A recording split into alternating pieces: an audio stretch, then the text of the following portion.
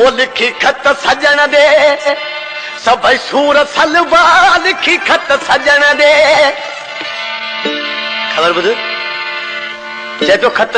ॾाढा लिखां थो पर मुंहिंजो अखियूं रुअण खां बि नथियूं त मां लिखी नथो सघां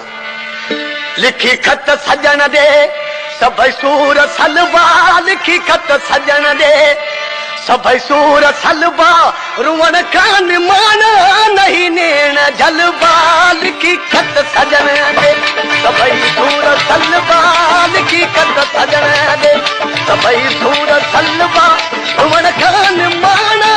नहीं नेण जलवा लिखी खत सजन दे सभई सूर सलवा लिखी खत सजन दे सभई सूर सलवा रुअण खां निमाना नहीं ने जलवा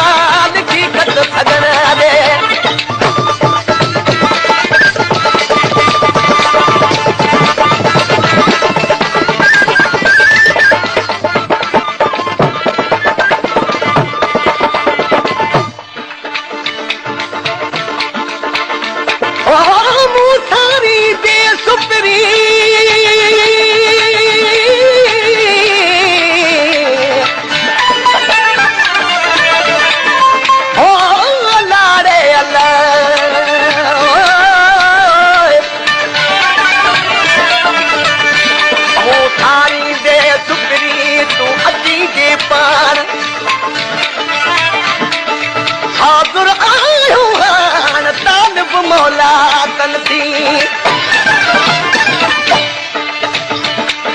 मुहाल अहवाल पंहिंजे दुखल जो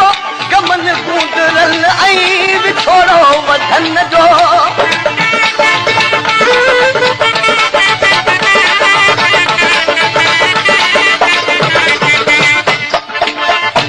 लिख मुहाल अहवाल पंहिंजे दुखल जो कमल गुज़रल ऐं विछोड़ो वधन जो वरी चाक दिल जा फिरी हाणे छिलवा वरी चाक दिल जा फिरी हाणे छिलवा रुअण खां निमाना नहीं नेण जलवा लिखी खत सजन दे सभई सूर सलवा लिखी खत सजन दे सभई सूर सलवा रुअण खां निमाना नहीं नेण जलवा लिखी खत सजन दे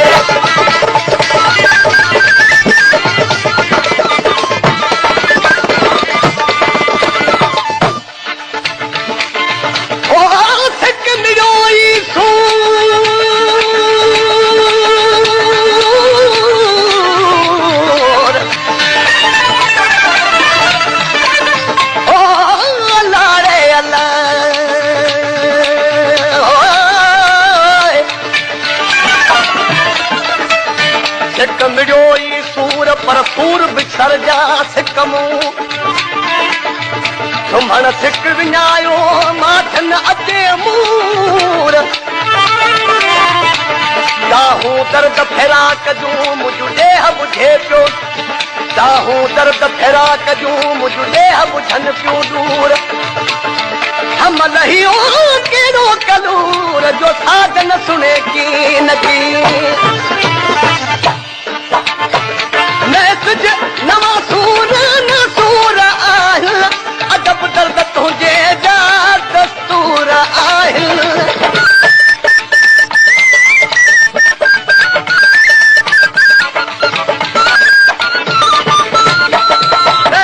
नवा सूर न सूर आहिनि अदब दर्द तुंहिंजे जा दस्तूर आहिनि अथई पर अंदर में फिरी आहियूं गेलबा अथई पर उल्फत में फिरी आहियूं गेल